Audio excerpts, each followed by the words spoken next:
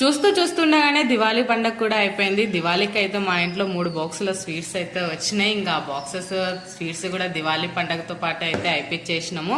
చాలా బాగున్నాయి ఇక్కడ స్వీట్స్ కూడా, చాలా టేస్ట్ కూడా ఉన్నాయి. దివాళీ పండగ కూడా చాలా బాగా జరుపుకున్నాం ఫ్యామిలీ తోటి ఇంట్లోనే. ఇంకా ఈవినింగ్ అయితే దివాళీ అయిపోయిన తర్వాత మూవీకి అయితే వెళ్ళినాము. ఇక్కడ దగ్గరలో ఉన్న థియేటర్లో అయితే కాంతారా మూవీ అయితే వేసిండ్రు. చాలా బాగుంది. కానీ మన ఓన్ లాంగ్వేజ్ లో చూస్తేనే ఆ మజా అనేది అయితే ఉంటది. ఇంకా తప్పదు కదా అన్న పిల్లలతోటి అయితే మంచిగానే చూడనీరు అనుకున్నా.